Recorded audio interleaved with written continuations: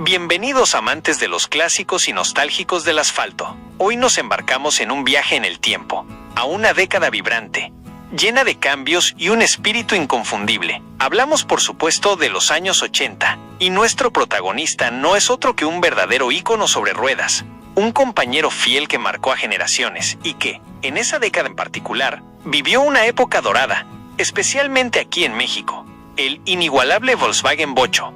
Imaginen por un momento las calles de cualquier ciudad mexicana en los años 80, la moda extravagante, la música New Wave sonando en los radiocasetes, las cabinas telefónicas aún con uso, y por todas partes, el Bocho. En México, no era solo un coche, era parte del paisaje urbano, un miembro más de la familia, el taxi que te llevaba, el auto que tu papá tenía, o el que soñabas con tener. Para entender al Bocho en los 80, hay que recordar su legado. Nacido de la visión de Ferdinand Porsche y la necesidad de un coche del pueblo en la Alemania de preguerra, el Volkswagen Beetle, o escarabajo como se le conocía en otros lares, llegó a México en los años 50. Para los 80, ya era un veterano, un diseño probado y reprobado, pero lejos de ser obsoleto, se había consolidado como el coche por excelencia para la clase media mexicana. ¿Qué hacía tan especial al Bocho en los 80? Primero, su precio. Era, con diferencia, el automóvil más accesible del mercado. En una época de aperturas económicas graduales,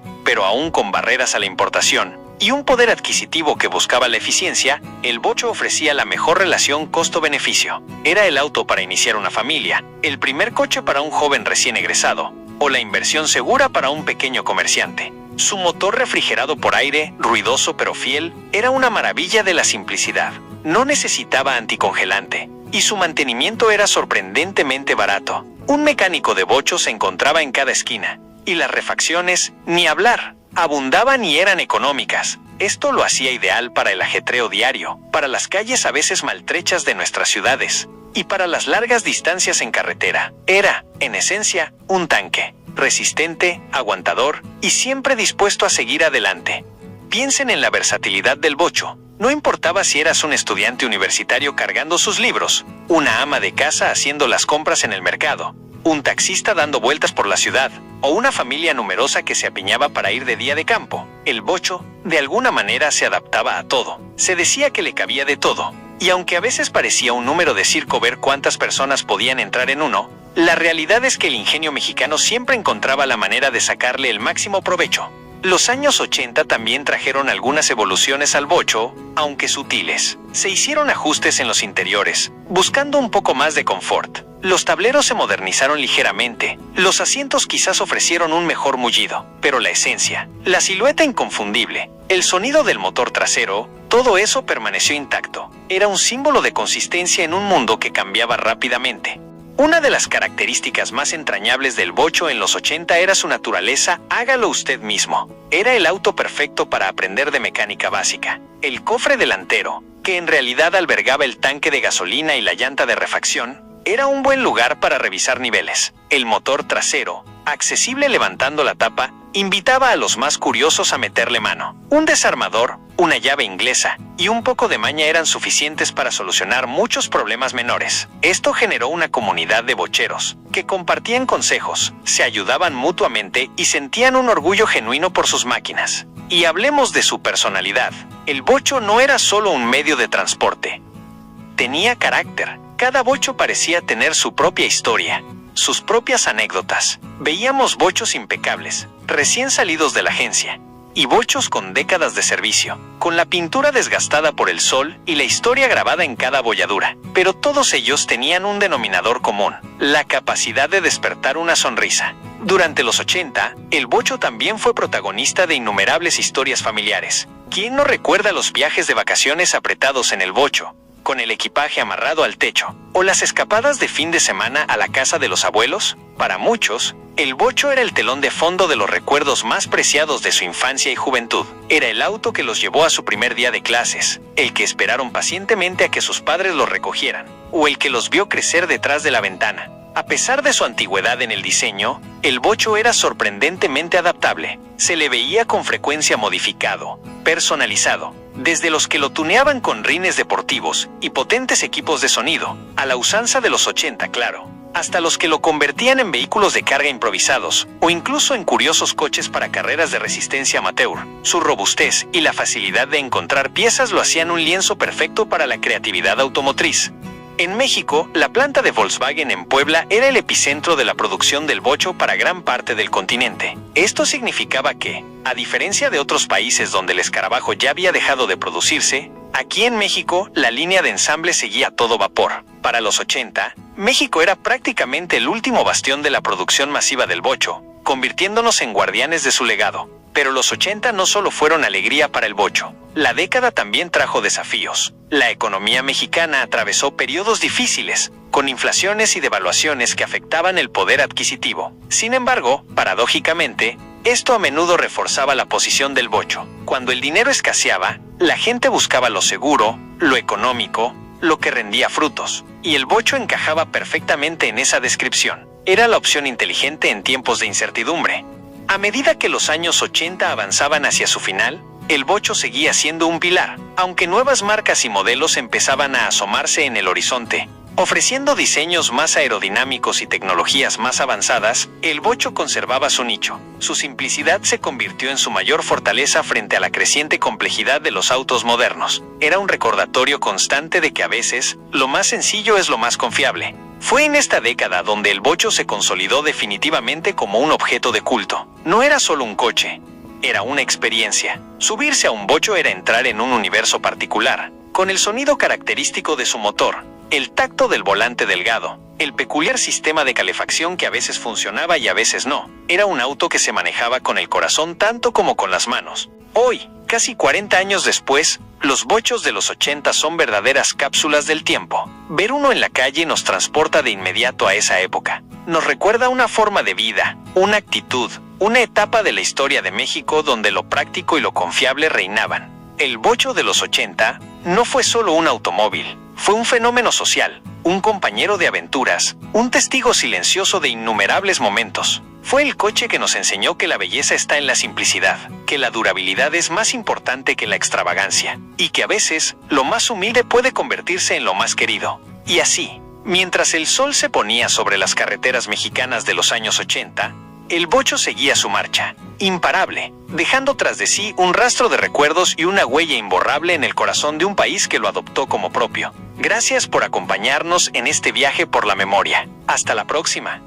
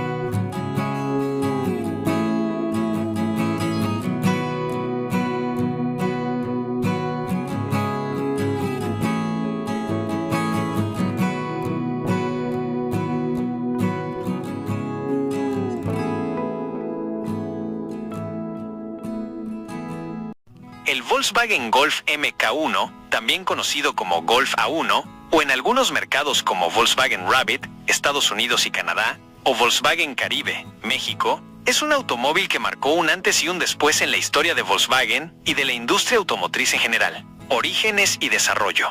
El sucesor del escarabajo. A principios de la década de 1970, Volkswagen se enfrentaba al desafío de reemplazar a su icónico y veterano escarabajo, un modelo que, a pesar de su éxito, ya mostraba signos de antigüedad y bajas ventas. Se necesitaba un coche moderno, eficiente y versátil. Diseño revolucionario. El Golf MK1 fue presentado oficialmente en mayo de 1974 y su diseño corrió a cargo del renombrado Giorgetto Giugiaro. Ital Design adoptó una arquitectura de 2 volúmenes, hatchback, con motor delantero transversal y tracción delantera. Una configuración que se convertiría en estándar para muchos automóviles compactos a partir de entonces. Este diseño ofrecía mayor espacio interior y una mejor distribución del peso en comparación con el escarabajo. Innovación y eficiencia.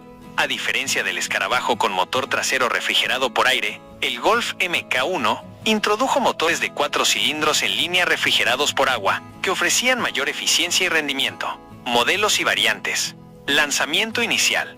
El Golf original se lanzó con 2 motorizaciones y 2 niveles de equipamiento. La leyenda del GTI. En 1976, Volkswagen lanzó el Golf GTI, una versión que creó una nueva categoría de automóviles, el Hot Hatch. Combinaba el rendimiento y el carácter deportivo con la practicidad de una carrocería compacta. Equipado con un motor de inyección de combustible de 1.6 litros y 110 CV, era capaz de acelerar de 0 a 100 km por hora en alrededor de 9 segundos y alcanzar una velocidad máxima de 182 km por hora. El GTI se convirtió en un símbolo de la marca y en un coche deseado por muchos entusiastas. Otras variantes. Además del GTI, el Golf MK1 tuvo diversas versiones a lo largo de su producción, incluyendo variantes diésel, un cabriolet, producido hasta 1993, y la Pick-up Caddy. En México, el Caribe GT equivalía al GTI europeo. Impacto cultural y legado. Éxito de ventas. El Golf MK1 fue un éxito rotundo, superando el 1.000.000 de unidades vendidas en menos de 2 años. Le dio un segundo aire a Volkswagen y se convirtió en uno de los coches más vendidos en Europa. Fenómeno cultural. El Golf MK1 trascendió su función de transporte para convertirse en un verdadero fenómeno cultural. Fue el primer coche nuevo para muchas personas en todo el mundo, y su versión GTI simbolizó una nueva juventud europea que buscaba coches divertidos pero no ostentosos. Longevidad de producción. Si bien en Alemania y la mayoría de los mercados su producción principal cesó en 1983 con la llegada del MK2, en Sudáfrica el Golf MK1, conocido como City Golf, se produjo de forma ininterrumpida hasta el año 2010, manteniendo vivo su legado por casi 4 décadas. Especificaciones clave. Ejemplo del Golf GTI MK1 1.6. Motor, 1588 centímetros cúbicos, 1.6L, de 4 cilindros en línea, inyección mecánica Bosch K-Jetronic. Potencia máxima, 110 CV a 6100 revoluciones por minuto. Par máximo, 137 metros Newton a 5000 revoluciones por minuto. Peso, aproximadamente 810 kilogramos. Velocidad máxima, 182 kilómetros por hora. Aceleración 0 a 100 kilómetros por hora, 9 segundos. Carrocería, hatchback de 3 y 5 puertas, descapotable. Configuración, motor delantero transversal y tracción delantera. Transmisión, manual de 4 y posteriormente 5 velocidades. Suspensión, independiente en las 4 ruedas. McPherson delantera, barras de torsión traseras. En resumen, el Golf MK1 no solo fue un coche exitoso en ventas, sino que revolucionó el concepto del automóvil compacto, estableciendo un estándar de diseño, eficiencia y versatilidad que perduraría por décadas, y daría lugar a una de las sagas automotrices más exitosas de la historia.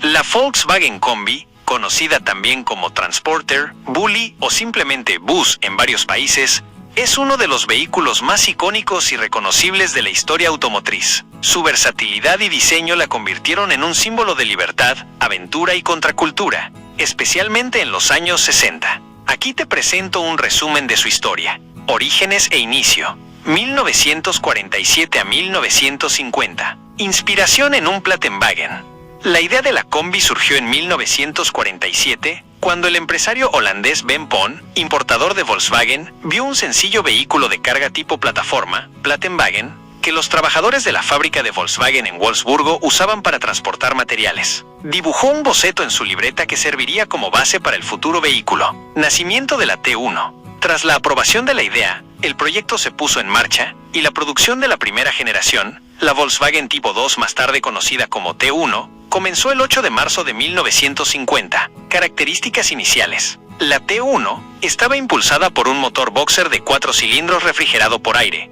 ubicado en la parte trasera. Podía cargar hasta 760 kilogramos y alcanzar una velocidad máxima de 80 kilómetros por hora. Evolución y éxito mundial. Versatilidad y adaptabilidad. Desde el principio, la Combi demostró una increíble versatilidad. Se adaptó como ambulancia, coche de bomberos, vehículo de carga y, rápidamente, como transporte de pasajeros con asientos desmontables. De ahí su nombre, Combi o Combi-Wagen, por Combination Fahrzeug o vehículo de uso combinado. El Samba y el Westfalia. En 1951 se presentó el modelo de lujo Samba, con más ventanas laterales y un techo corredizo de lona. En 1952, Westfalia Work desarrolló una versión para camping con accesorios desmontables como mesa plegable y cocina, sentando las bases de las populares camper vans. Expansión global. Dada su alta demanda, especialmente en América del Sur, en 1953 se abrió una planta de ensamblaje en São Paulo, Brasil. En 1956,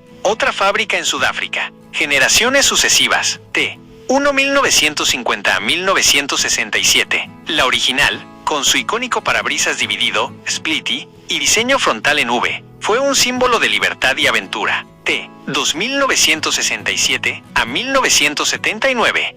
Una evolución con líneas más suaves, un solo parabrisas y mayor espacio. Su producción continuó en Brasil hasta 2013. T3 1979 a 1992. Mantuvo la esencia, pero con un diseño más angular y tecnologías más modernas. Introdujo innovaciones como convertidores catalíticos, turbocompresores y tracción en las 4 ruedas en versiones posteriores. T4 1990 a 2003 representó un cambio significativo, ya que el motor se trasladó a la parte delantera, liberando más espacio interior y mejorando la conducción. T5 2003 a 2015. Más refinada y versátil. T6.1 2015 presente. Incorpora tecnologías avanzadas de asistencia al conductor y conectividad, manteniendo un diseño que a veces evoca la estética clásica. ID.Buzz 2022 presente. La reinterpretación eléctrica y futurista de la Combi, que marca una nueva era en la movilidad sostenible. Significado cultural. La Combi trascendió su función como mero vehículo y se convirtió en un ícono cultural, símbolo hippie. En los años 60 y 70, la Combi fue adoptada por el movimiento hippie, representando la libertad, la contracultura y la vida en la carretera. Versatilidad para todos. Fue un vehículo familiar, de carga para pequeños negocios, transporte público, como las peceras en México, que cobraban 1 peso, y hogar rodante para aventureros. Diseño emblemático. Su diseño distintivo, con el parabrisas dividido, en la T1, la pintura bicolor y el gran emblema de la marca, la hizo inolvidable. La historia de la Combi es una historia de adaptación, innovación, y sobre todo, de una conexión profunda con las personas y sus necesidades a lo largo de décadas. Ha vendido más de 13 millones de unidades en sus diferentes generaciones, consolidándose como un verdadero clásico de culto.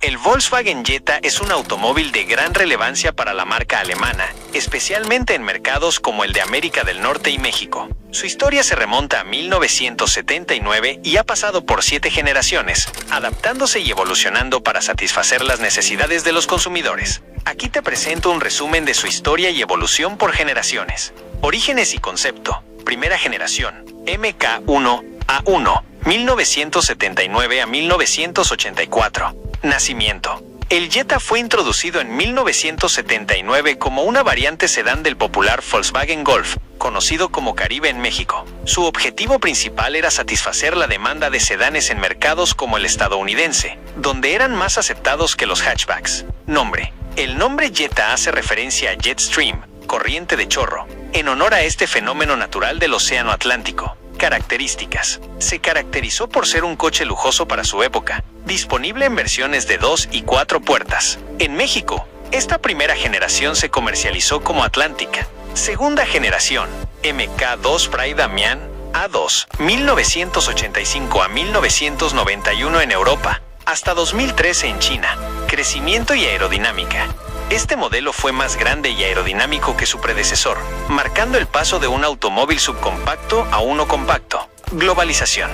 Con esta generación, el Jetta comenzó a consolidarse a nivel global, con versiones diésel populares en Europa y variantes de lujo como el Karat y el deportivo GLI 16V en América. Producción en México. La producción en la planta de Puebla, México, comenzó en mayo de 1987 y muchos modelos de exportación que no se vendían bien en Estados Unidos o Canadá terminaron siendo comercializados en México.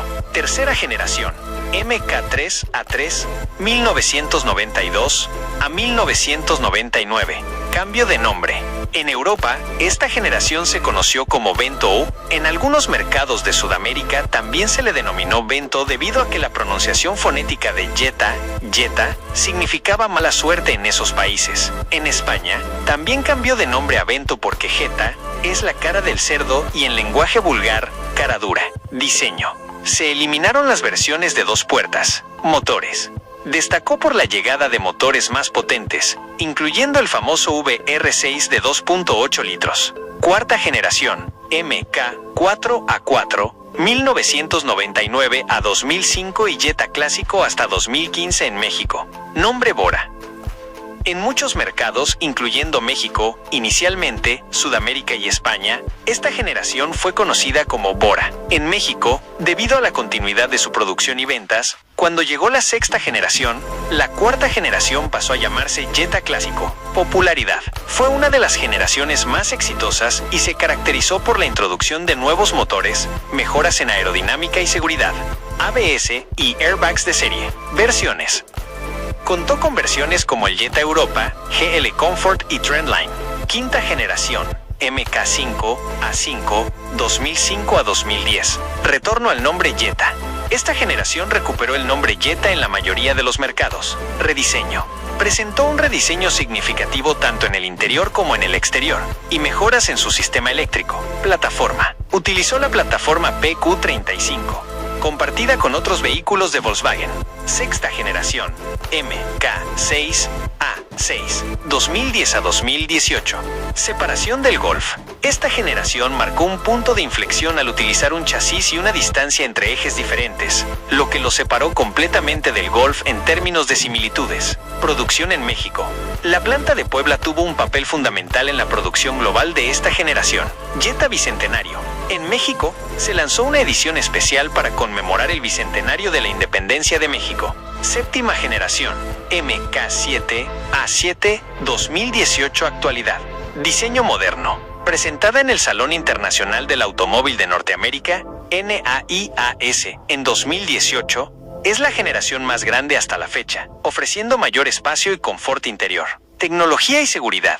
Integra las últimas tecnologías en conectividad y asistencias al conductor, como faros LED, línea de luz LED en parrilla, techo corredizo panorámico, asientos con ventilación y calefacción, y sistemas de seguridad avanzados como el asistente de mantenimiento de carril y el control de velocidad crucero adaptativo. Producción. Se construye en la fábrica de Puebla, México. Versión GLI. En 2019 se presentó la variante deportiva Jetta GLI, equipada con un motor EA888 de 231 CV, el mismo que el Golf GTI, edición 70 aniversario. Para 2025, Volkswagen presenta la edición 70 aniversario del Jetta, con mejoras en diseño, tecnología y características de seguridad. El Volkswagen Jetta ha sido un pilar para la marca, especialmente en México, donde se han vendido millones de unidades a lo largo de su historia, consolidándose como un auto familiar y popular.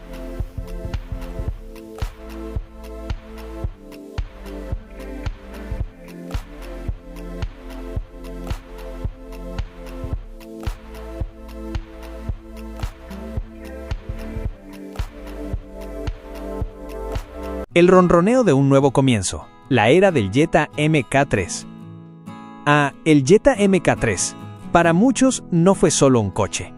Fue un pedazo de historia rodante, un testigo de innumerables viajes, anécdotas y para algunos de nosotros, incluso de algún que otro rasguño o golpe que solo aumentaba su carácter.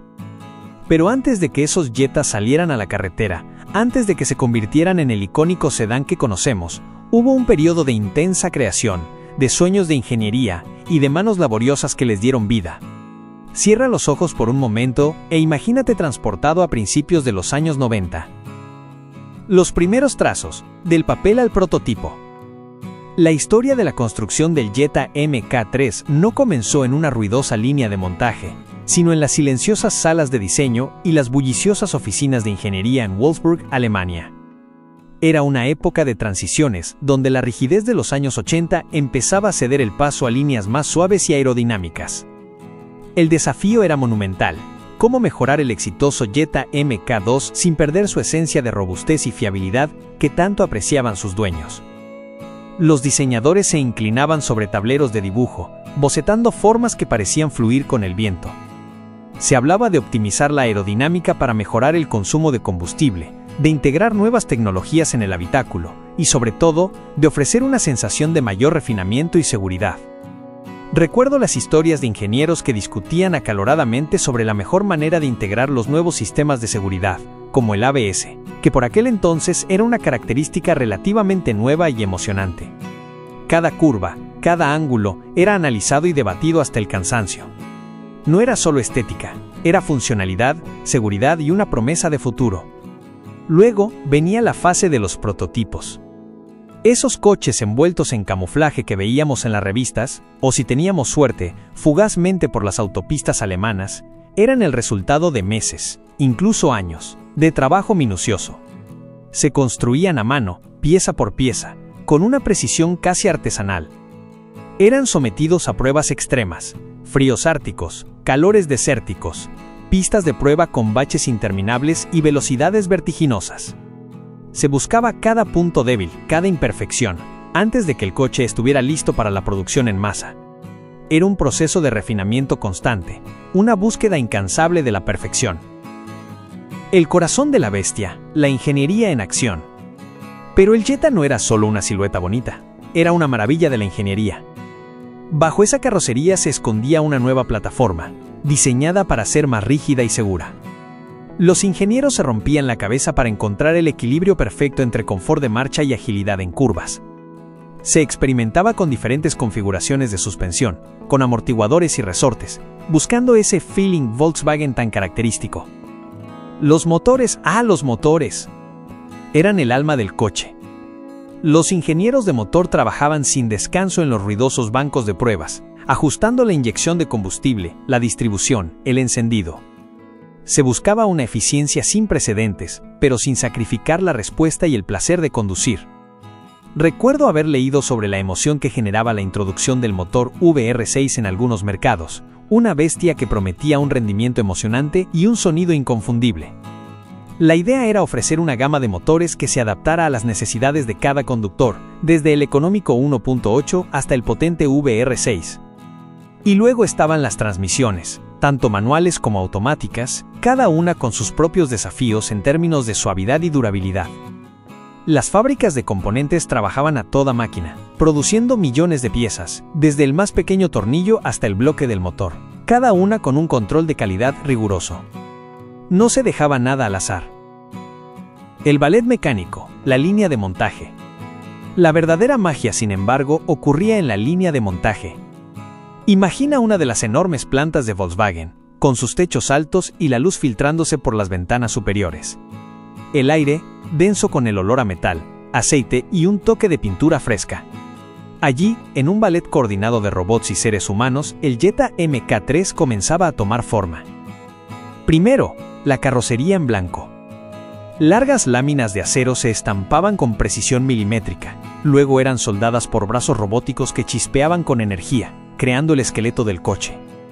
Era un espectáculo fascinante ver cómo de un montón de piezas planas surgía una forma reconocible. Cada soldadura, cada unión, era crucial para la rigidez y la seguridad del vehículo. Los inspectores de calidad caminaban entre las estaciones, con linternas y medidores, asegurándose de que todo estuviera dentro de las tolerancias más estrictas. Después venía la fase de pintura. Las carrocerías, ya soldadas, eran sumergidas en baños protectores y luego pasaban por cámaras de pintura, donde capas de color se aplicaban con una precisión robótica, seguidas de un horneado a alta temperatura, para asegurar un acabado impecable y duradero. El olor a pintura fresca era embriagador, una promesa de un lienzo en blanco listo para ser llenado con historias. Finalmente, la línea de ensamblaje final. Era como un río lento de carrocerías que avanzaban, y a cada estación, una nueva pieza se unía al rompecabezas. Aquí se instalaba el motor, allí la transmisión. Las suspensiones, los frenos, el sistema de escape, todo encajaba con una orquestación precisa. Los trabajadores, vestidos con sus monos azules, se movían con una eficiencia sorprendente, atornillando, conectando, verificando. Había un ritmo, un pulso constante en la fábrica. Recuerdo las historias de cómo los asientos, ya tapizados, se deslizaban hacia el interior del coche, seguidos por el tablero de instrumentos, que se conectaba con miles de cables y sensores. Los faros, los pilotos traseros, las ruedas, cada componente se añadía hasta que, finalmente, el Jetta MK3 rodaba por primera vez sobre sus propias ruedas al final de la línea. Era un momento de orgullo para todos los involucrados, una culminación de años de arduo trabajo.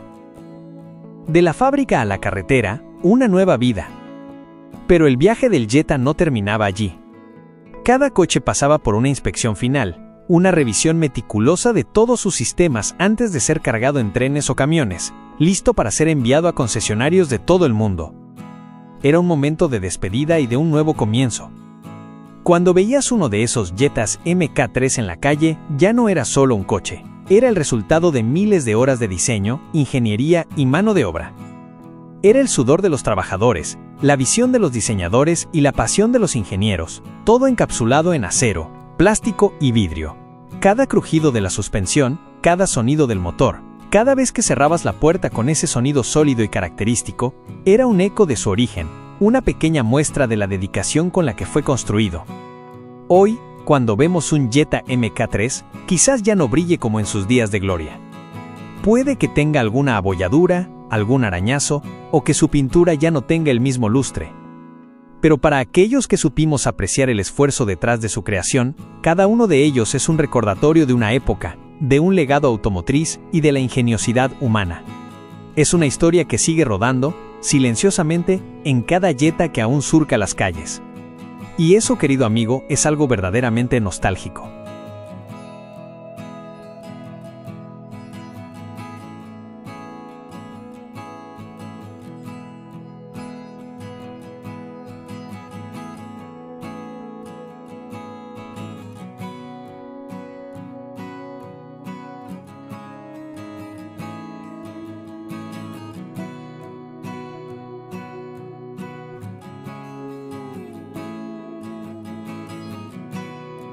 La historia de la construcción del Volkswagen Escarabajo es fascinante y está llena de giros inesperados. Aquí te la cuento. Los orígenes de la idea. La idea de un coche del pueblo, Volkswagen en alemán, surgió mucho antes de que el famoso escarabajo viera la luz. A principios de la década de 1930, en Alemania, existía el deseo de un automóvil asequible y práctico para las masas. Ferdinand Porsche y el encargo de Hitler. En 1934, Ferdinand Porsche, un brillante ingeniero automotriz, recibió el encargo del gobierno alemán, liderado por Adolf Hitler, de diseñar y construir este coche del pueblo. Hitler tenía una visión clara: un vehículo robusto, económico, capaz de transportar a una familia de 5, alcanzar una velocidad de crucero de 100 km por hora y que costara menos de 1000 Reichsmarks. Porsche y su equipo se pusieron manos a la obra, basándose en ideas y diseños previos del propio Porsche y de otros ingenieros como Béla Barényi y Joseph Ganz. Se crearon varios prototipos que sentaron las bases del diseño característico del escarabajo. Su forma redondeada y aerodinámica, el motor trasero refrigerado por aire y la suspensión independiente. La fábrica de Wolfsburg y la Segunda Guerra Mundial. Para la producción en masa del nuevo vehículo, se construyó una enorme fábrica en una nueva ciudad, que más tarde se conocería como Wolfsburg. Sin embargo, el estallido de la Segunda Guerra Mundial en 1939 desvió la producción hacia vehículos militares, como el Kübelwagen y el Schwimmwagen, basados en la plataforma del escarabajo. La producción civil del coche del pueblo quedó en suspenso. El renacimiento tras la guerra. Tras el final de la guerra, la fábrica de Wolfsburg quedó bajo control de las fuerzas de ocupación británicas. Contra todo pronóstico, un oficial británico, el Major Ivan Hurst, reconoció el potencial del diseño de Porsche y logró reactivar la producción civil del Volkswagen Tipo 1 en 1945. El Beetle conquista el mundo. A partir de entonces, la producción del escarabajo creció de manera constante. Su diseño sencillo, su fiabilidad mecánica y su precio asequible lo convirtieron en un éxito de ventas en Alemania y, progresivamente, en todo el mundo. En muchos países se le dio el apodo cariñoso de Beetle, escarabajo en inglés, por su peculiar forma. El escarabajo se convirtió en un símbolo de la recuperación económica de la posguerra en Alemania y en un ícono de la cultura automovilística global. Su producción se extendió por décadas, con modificaciones y mejoras, hasta convertirse en uno de los coches más longevos y vendidos de la historia. La producción en la planta de Puebla, México, cesó finalmente en 2003, marcando el fin de una era para este legendario automóvil. Espero que esta historia te haya resultado interesante. El Volkswagen Escarabajo, como todo ícono, está rodeado de mitos y realidades fascinantes. Vamos a separar unos de otros. Mitos. Hitler diseñó el escarabajo. Si bien Hitler encargó a Ferdinand Porsche la creación de un coche del pueblo, el diseño en sí fue principalmente obra de Porsche y su equipo, basándose en ideas preexistentes de otros ingenieros como Béla Barényi y Joseph Ganz. Hitler influyó en los requerimientos básicos, precio, capacidad, etc., pero no en los detalles técnicos o estéticos. El escarabajo flotaba en el agua. Esta es una leyenda popular, alimentada por alguna publicidad y modificaciones puntuales. Si bien su construcción sellada le daba cierta flotabilidad momentánea, no era un vehículo anfibio de fábrica. Hubo intentos de modificarlo para navegar, pero no era una característica estándar. El juego del poncho era una tradición mundial. El famoso juego de golpear en el brazo al ver un escarabajo, poncho no juego más, es principalmente una tradición mexicana y de algunos otros países de Latinoamérica. No era una costumbre global. El escarabajo siempre fue un coche seguro. Si bien para su época ofrecía ciertas ventajas,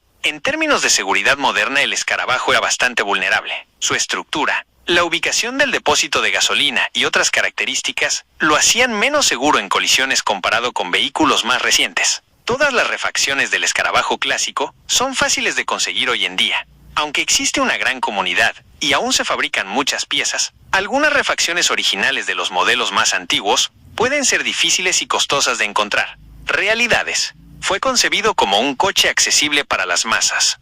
La visión original era crear un vehículo económico, fiable y práctico para que las familias alemanas pudieran tener su propio automóvil. Ferdinand Porsche fue clave en su desarrollo. Porsche y su equipo técnico fueron los responsables de traducir la idea de Hitler en un diseño funcional y producible. Su producción se desvió a la industria militar durante la Segunda Guerra Mundial.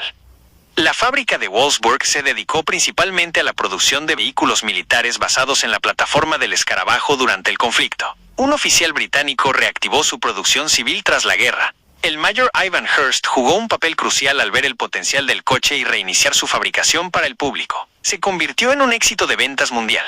El escarabajo trascendió fronteras y se vendió por millones en todo el mundo, convirtiéndose en un símbolo automovilístico. Su diseño básico se mantuvo durante décadas. A pesar de numerosas mejoras y modificaciones a lo largo de su producción, la forma y la mecánica fundamental del escarabajo se conservaron durante mucho tiempo. México fue uno de sus principales centros de producción tardíos. La planta de Puebla, México, fue la última en producir el escarabajo clásico, cesando su fabricación en 2003. Fue un coche robusto y de mecánica sencilla. Estas características contribuyeron a su popularidad y a su longevidad, facilitando su mantenimiento y reparación. Espero que esta distinción entre mitos y realidades te haya resultado interesante. El escarabajo sigue siendo un vehículo fascinante con una historia rica y compleja. Muy bien amigos, espero les haya gustado mucho este video del Volkswagen Escarabajo. Aquí en México lo conocemos como el Bocho. La verdad es que el Bocho aquí en México tuvo una gran popularidad. La verdad lo veíamos en los taxis, en transporte también particular, pero más que nada en los taxis. La verdad es que el diseño redondo llamaba mucho la atención. Muchos familiares decían que el consumo de gasolina era bueno, las piezas eran fáciles de conseguir, el mantenimiento era muy barato. La verdad es que es una maravilla. La verdad mi abuelo lo tuvo y pues de solo verlo me da tristeza, pero también felicidad saber que nuestro tío alemán está en México presente. Chao. El branding del logo de Volkswagen.